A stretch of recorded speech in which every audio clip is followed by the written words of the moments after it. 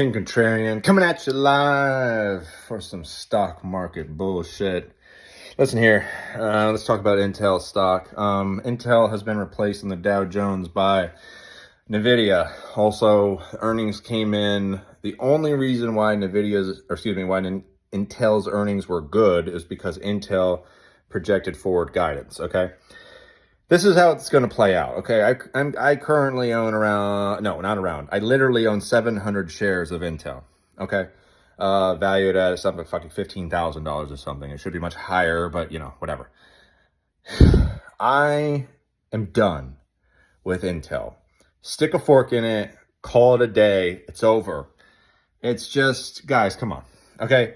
I'm a PC gamer. I have an Intel I believe it's an i7 14700K is my processor and my gaming PC. Okay, that's my CPU, and I got a NVIDIA graphics card.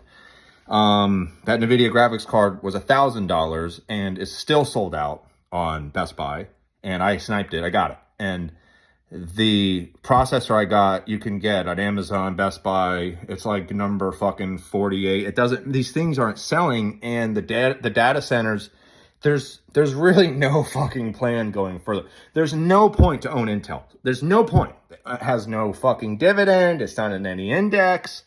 What are we talking about here? What we're talking about is a failed investment, and that's on me. I suggested Intel, and I was wrong. Okay? Fuck you. I don't care. Sometimes I'm wrong like once every fucking 5 years. And this is one of them, all right?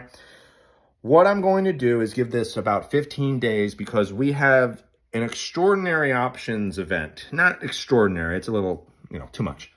We have a lot of in-the-money puts. Let's talk about the options expiration date, November 15th. Okay? This is the main thing that should propel the stock. Short term.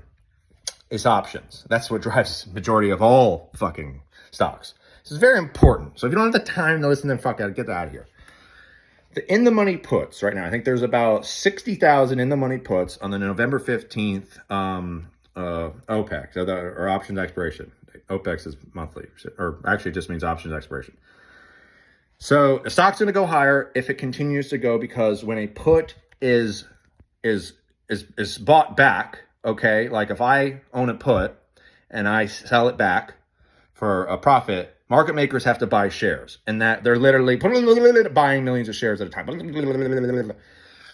there's out of the money calls, the more that the stock goes higher, a higher strike price, to hedge and stay delta neutral, market makers have to buy the stock. So you have two things going on here. We have 200,000 out of the money calls. The higher it goes, market makers buy the stock. The in-the-money puts, the higher it goes, they're not the higher it goes, but when the puts are being closed, because the stock is rising, market makers are buying the stock. So we have two instances where market makers will be fueling the price action via options. And this is with the November 15th options expiration date. This is why I'm going to sell my entire position of Intel, all 700 shares, on November 15, 2024, based on this options activity, okay? What we need is we need no black swan events. We got the fucking election, so there's no guarantees.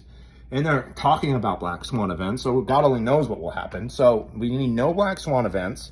We need just stable or lower volatility for the next 2 weeks, and we need Intel to steadily climb every day. 1%, 1%, 1%, 1%, 1%. If we get negative days, it's going to fuck everything up. We need to climb. With hopefully getting around $27 on November 15th. That's as high as Intel will ever get. It's never going to see $30 a share ever again. It's never going to be in any index fund ever again. It's fucking dead, done, over. It's over. Goodbye, Intel.